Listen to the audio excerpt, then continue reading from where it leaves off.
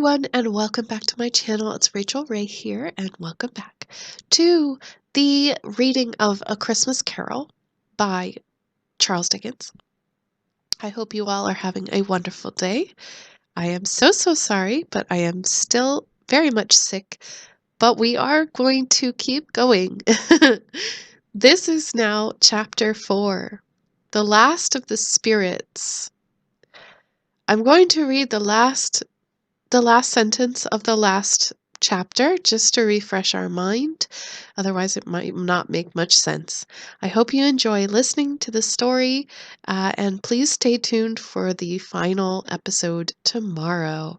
Thank you all so much for being here with me, and I hope this can brighten up your day. Scrooge looked about him for the ghost, and saw it was not. As the last stroke ceased to vibrate, he remembered the prediction of old Jacob Marley, and lifting up his eyes, beheld a solemn phantom, draped and hooded, coming, like a mist along the ground, towards him. Chapter 4, The Last of the Spirits. The phantom slowly, gravely, silently approached. When it came near him, Scrooge bent down upon his knee, for in the very air through which this spirit moved it seemed to scatter gloom and misery. It was shrouded in a deep black garment, which concealed its head, its face, its form, and left nothing of it visible save one outstretched hand.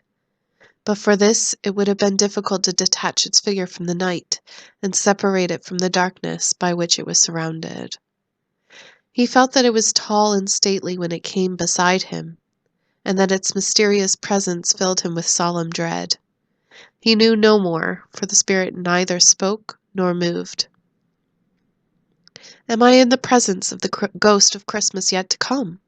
said Scrooge.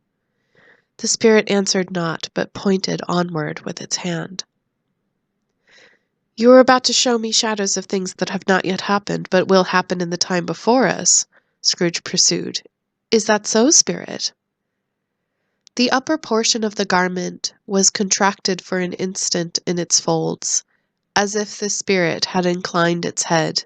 That was the only answer he received.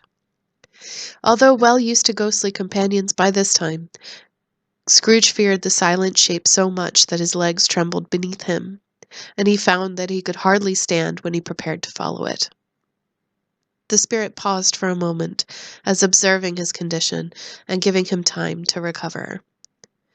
But Scrooge was all the worse for this. It thrilled him with a vague, uncertain horror to know that behind the dusky shroud there were ghostly eyes intently fixed upon him, while he, though he stretched his own to the utmost, could see nothing but a spectral hand and one great heap of black. "Ghost of the future," he exclaimed, "I fear you more than any spectre I have seen, but as I know your purpose is to do me good, and as I hope to live to be another man from who I was, I am prepared to bear you company and do it with a thankful heart. Will you not speak to me?" It gave him no reply. The hand was pointed straight before them. "Lead on," said Scrooge. "Lead on. The night is waning fast, and it is precious time to me, I know. Lead on, spirit." The phantom moved away as it had come towards him. Scrooge followed in the shadow of its dress, which bore him up, he thought, and carried him along. They scarcely seemed to enter the city, for the city rather seemed to spring up about them, and encompass them of its own act. But there they were in the heart of it, on 'change, amongst the merchants, who hurried up and down, and chinked the money in their pockets, and conversed in groups, and looked at their watches, and trifled thoughtfully with their old great seals, and so forth, as Scrooge had seen them often. The spirit stopped beside one little knot of businessmen. Observing that the hand was pointed to them, Scrooge advanced to listen to their talk. "No," said a great fat man with a monstrous chin. "I don't know much about it either way. I only know he's dead." "When did he die?" inquired another. "Last night, I believe." "Why, what was the matter with him?" asked a third, taking a vast quantity of snuff out of a very large snuff-box. "I thought he'd never die."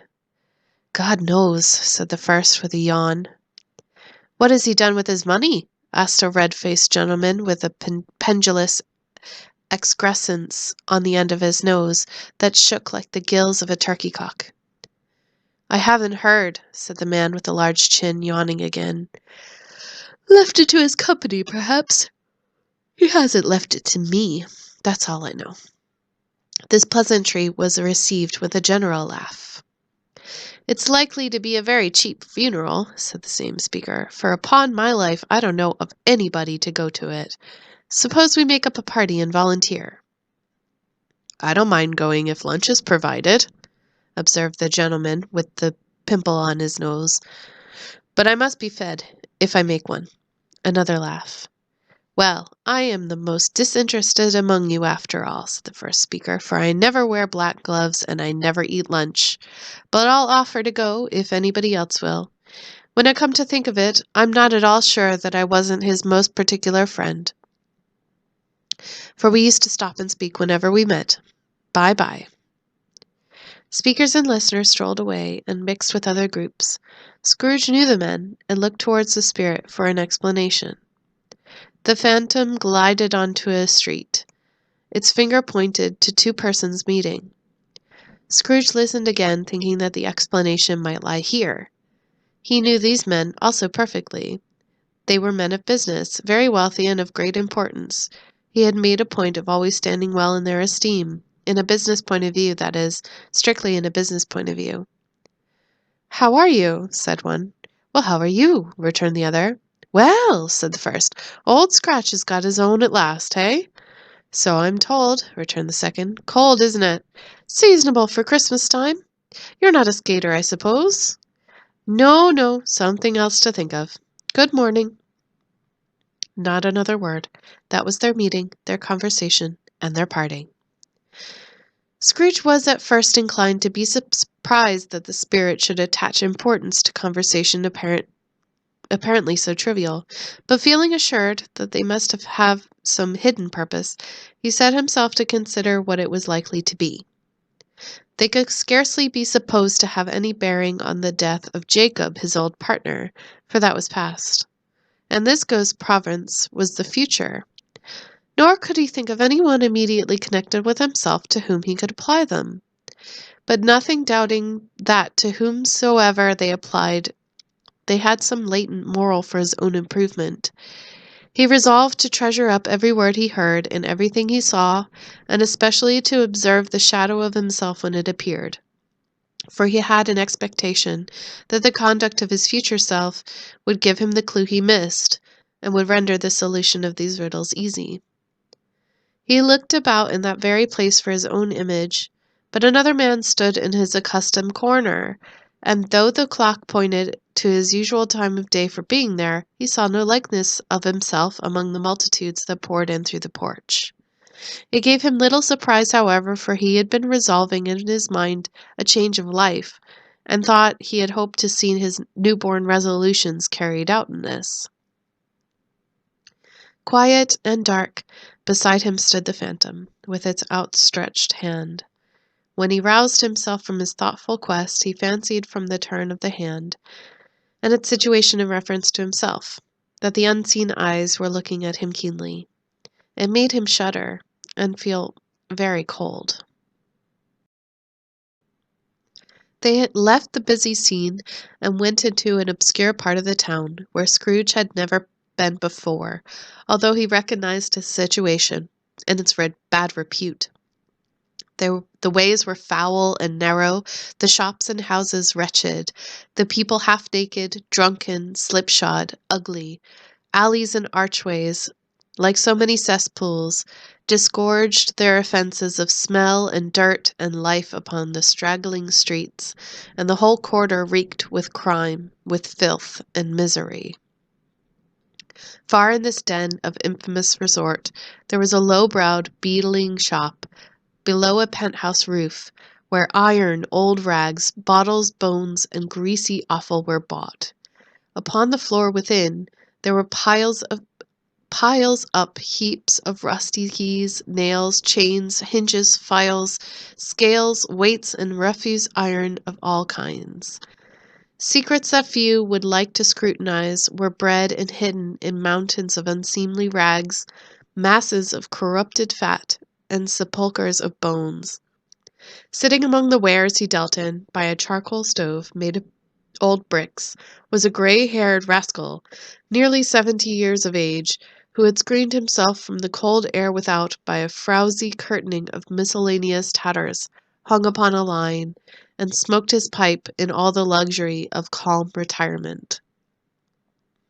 Scrooge and the Phantom came into the presence of this man, just as a woman with a heavy bundle slunk into the shop. But she had scarcely entered when another woman, similarly laden, came in too, and she was closely followed by a man in faded black, who was no less startled by the sight of them than they had been upon the recognition of each other. After a short period of blank astonishment, in which the old man with the pipe had joined them, they all three burst into a laugh. "Let the chairwoman alone to be first," cried she who had entered first. "Let the laundress alone to be the second. Let the undertaker's man alone to be third. Look here, old Joe, here's a chance, if we haven't all three met here without meaning it." "You couldn't have met in a better place," said old Joe, removing his pipe from his mouth. "Come into the parlour. You were made free of it long ago, you know, and the other two ain't strangers. Stop till I shut the door of the shop. Ah, how it squeaks! There ain't such a bit of rusty metal in this place as his own hinges, I believe, and I'm sure there's no such old bones here as mine. We're all suitable to our calling. We're well matched. Come into the parlour. Come into the parlour." The parlour was the space behind the screen of rags. The old man raked the fire together with an old stair-rod, and having trimmed his smoky lamp, for it was night, with the stem of his pipe, put it in his mouth again. While he did this, the woman who had already spoken threw her bundle on the floor and sat in a flaunting manner on a stool, crossing her elbows on her knees, and looking with a bold defiance at the other two. "What odds, then?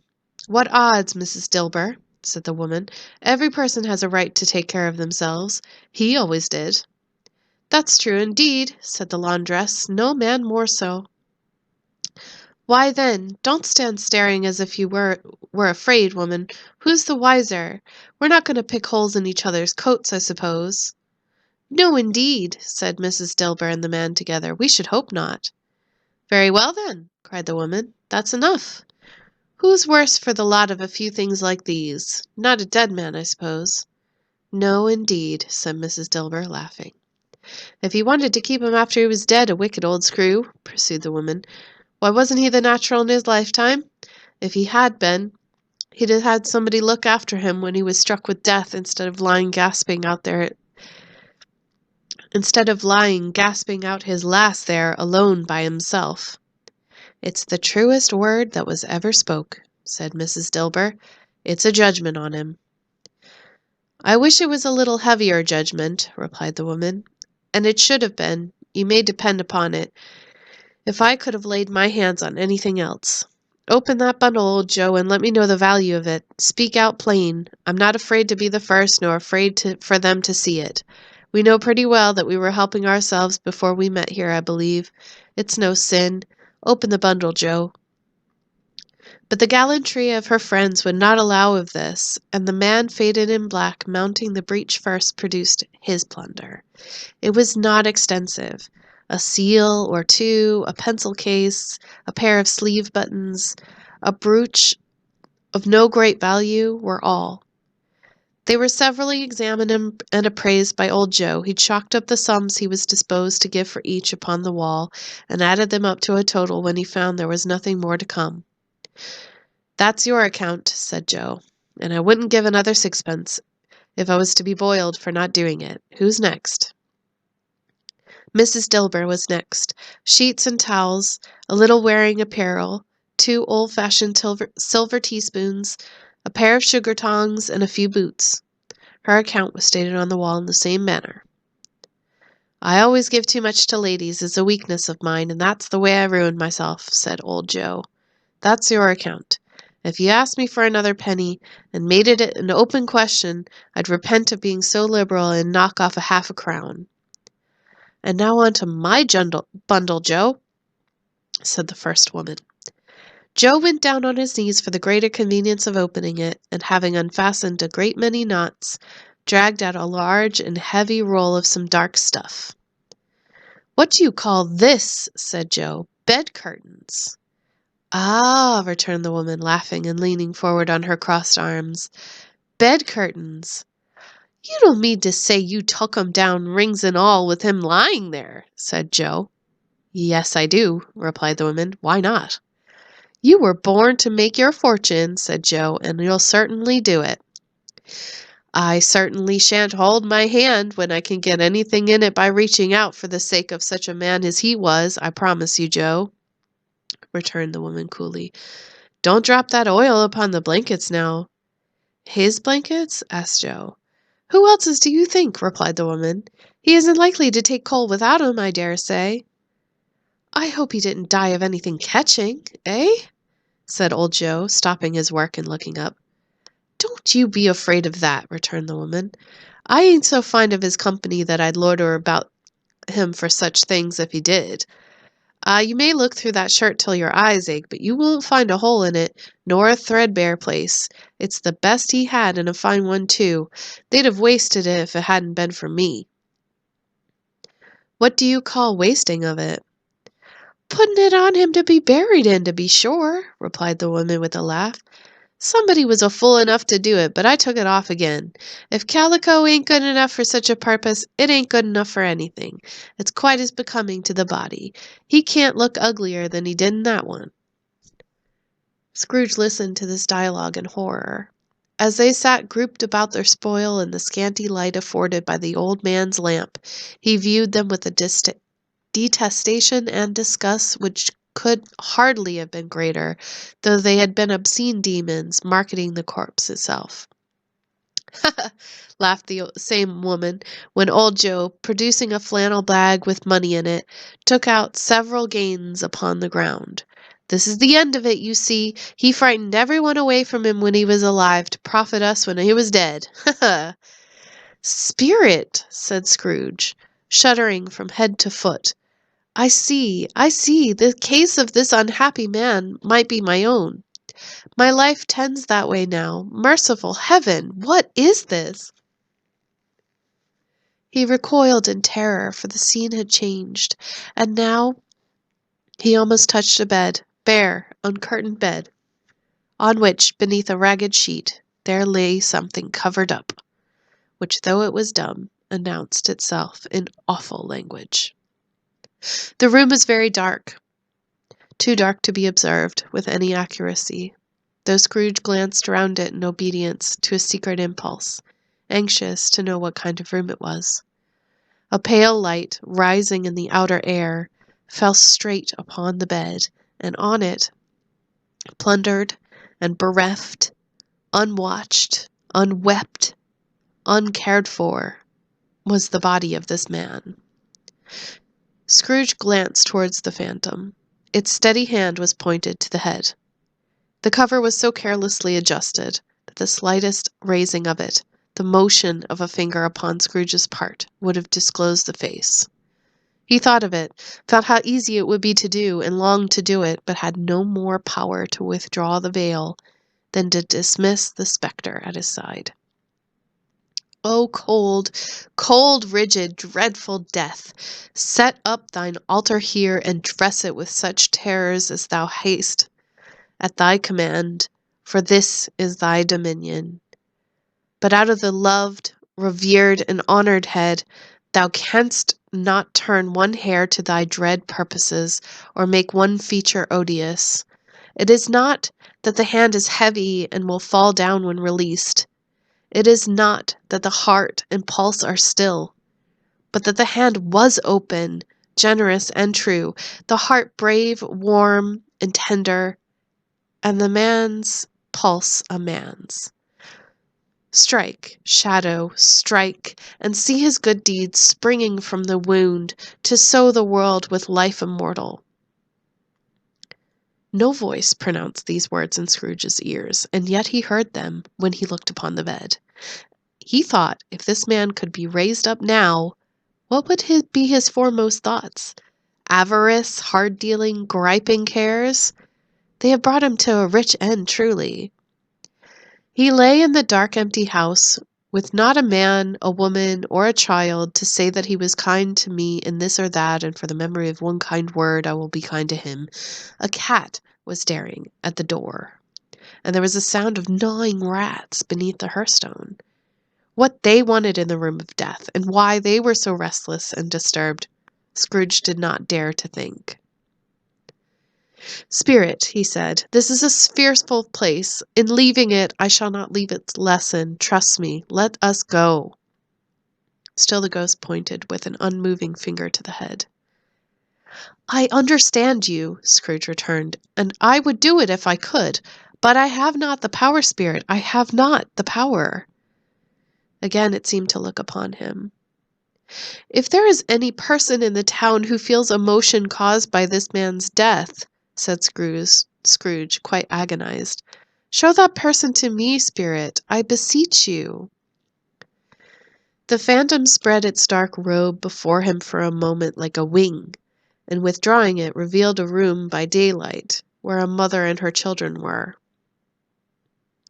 She was expecting someone with anxious eagerness, for she walked up and down the room, started at every sound, looked out from the window, glanced at the clock, tried, but in vain, to work with her needle, and could hardly bear the voices of the children in their play.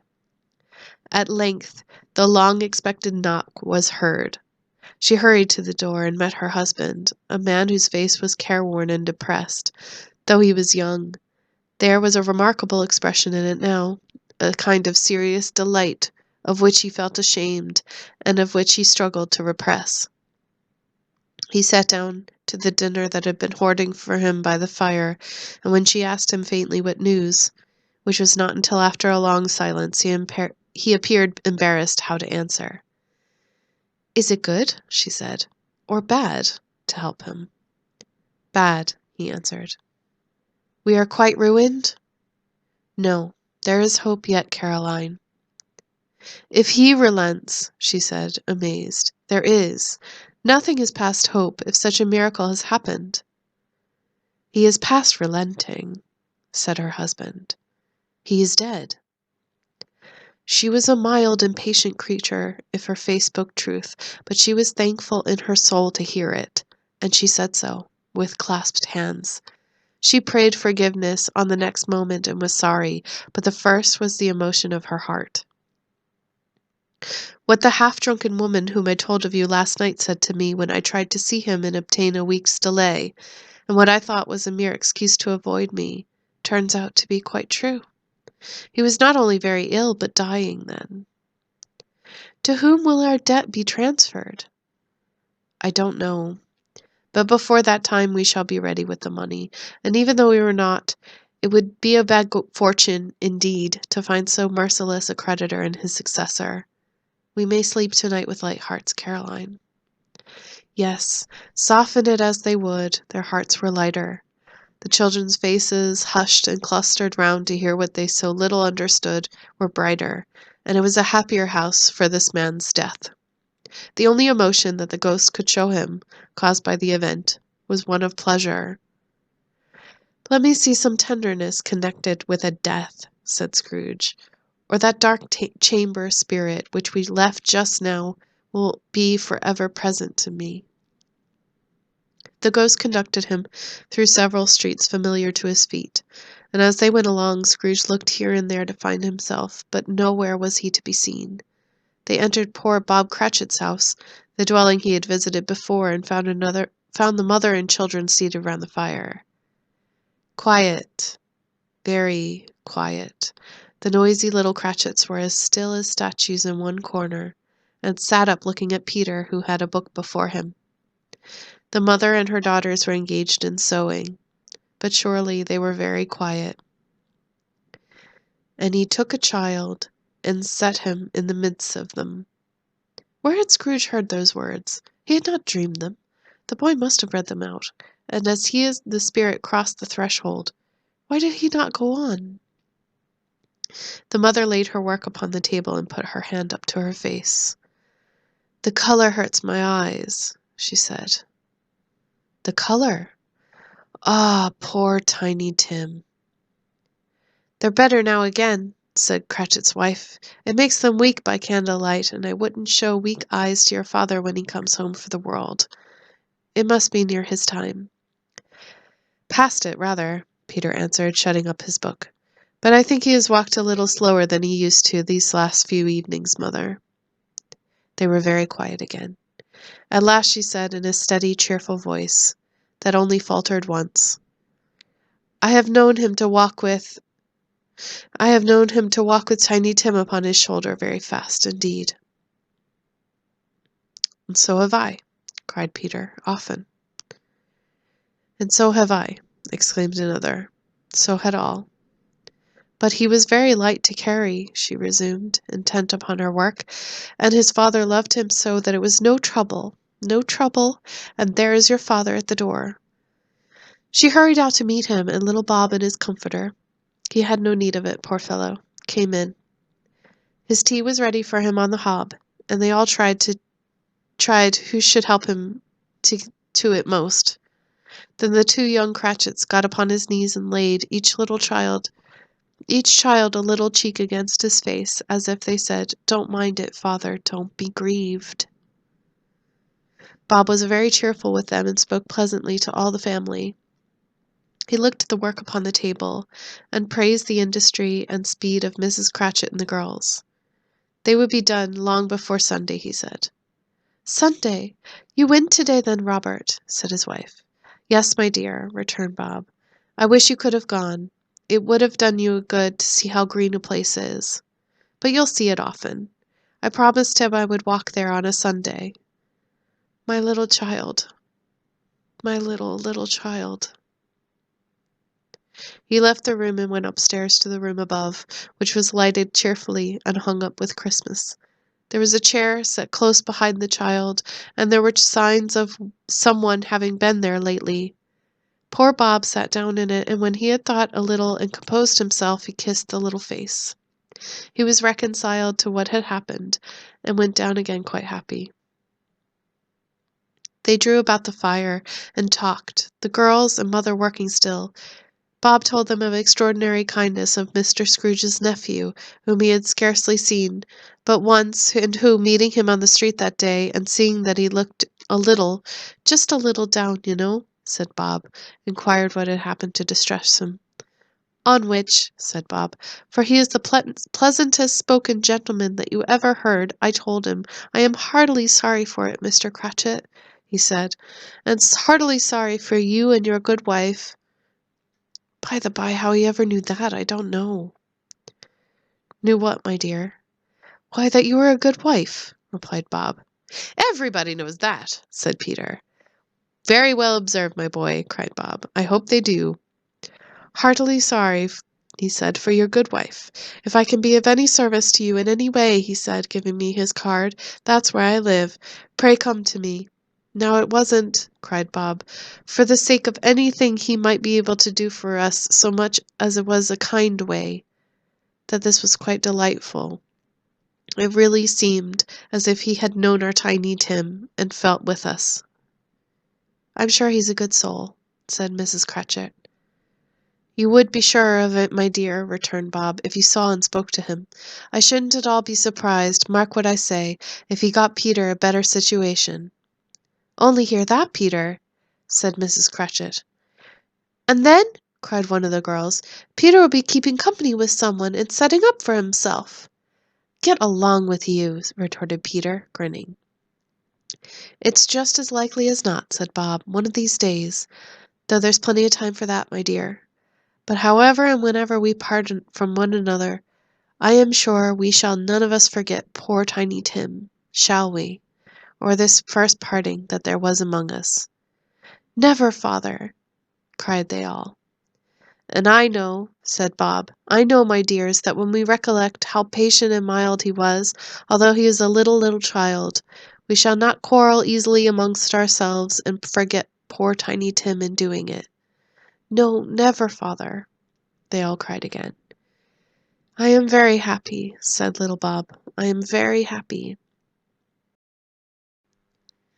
Mrs. Cratchit kissed him, his daughters kissed him, the two young Cratchits kissed him, and Peter and himself shook hands. Spirit of Tiny Tim, thy childish essence was from God. Spectre, said Scrooge, something informs me that our parting moment is at hand. I know it, but I know not how. Tell me, what man that was whom we saw lying dead? The ghost of Christmas yet to come conveyed to him as before, though at a different time he thought, indeed, there seemed no order in these latter visions, save that they were in the future, into the resorts of businessmen, but showed him not himself. Indeed, the spirit did not stay for anything, but went straight on, as to the end just now desired, until besought by Scrooge to tarry for a moment. This court, said Scrooge, through which we hurry now, is where my place of occupation is, and has been for a length of time. I see the house. Let me behold what I shall be in days to come. The spirit stopped. The hand was pointed elsewhere. The house is yonder, Scrooge exclaimed. Why do you point away? The inexorable finger underwent no change. Scrooge hastened to the window of his office and looked in. It was an office still, but not his. The furniture was not the same, and the figure in the chair was not himself. The phantom pointed as before. He joined it once again, and wondering why and whither he had gone, accompanied it until they reached an iron gate. He paused to look round before entering. A churchyard. Here, then, the wretched man whose name he had now to learn lay underneath the ground. It was a worthy place, walled in by houses, overrun by grass and weeds, the growth of vegetation's death, not life, choked up with too much burying, fat with a repleted appetite, a worthy place. The spirit stood among the graves and pointed down to one. He advanced towards it, trembling. The phantom was exactly as it had been, but he dreaded that he saw new meaning in its solemn shape.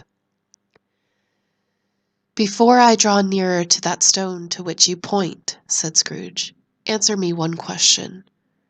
Are these the shadows of the things that will be, or are they the shadows of things that may be only? Still the ghost pointed downward to the grave by which it stood. Men's courses will foreshadow certain ends to which, if preserved in, they must lead, said Scrooge. But if the courses be departed from, the ends will change. Say it thus with what you show me. The spirit was immovable as ever. Scrooge crept towards it, trembling as he went, and following the finger, read upon the stone of the neglected grave his own name, Ebenezer Scrooge. Am I that man who lay upon the bed? He cried upon his knees. The finger pointed from the grave to him and back again. No, spirit! No! No! The spirit was still there. Spirit, he cried, tight clutching at its robe, hear me! I am not the man I was. I will not be the man I must have been but for this intercourse. Why show me this, if I am past all hope? For the first time, the hand appeared to shake. Good spirit, he pursued, as down upon the ground he fell before it. Your nature intercedes for me and pities me. Assure me that I may yet change these shadows you've shown me by an altered life. The kind hand trembled. I will honor Christmas in my heart and try to keep it all the year. I will live in the past, the present, and the future. The spirits of all three shall strive within me. I will not shut out the lessons that they teach. Oh, tell me I may sponge away the writing on the stone. In his agony, he caught the spectral hand. It sought to free itself, but he was strong in his entreaty and detained it. The spirit, stronger yet, repulsed him. Holding up his hands in a last prayer to have his fate reversed, he saw an alteration in the phantom's hood and dress. It shrunk, collapsed, and dwindled down into a bedpost. That was chapter 4 of A Christmas Carol by Charles Dickens. Thank you so much for listening and for your patience as I battle this infection. If you would like to listen to the next chapter, the final chapter, please stay tuned for tomorrow's video, which I am looking forward to reading for you. Thank you so much for watching and listening to this video, and I hope you have a great day. Take care, everyone. Bye!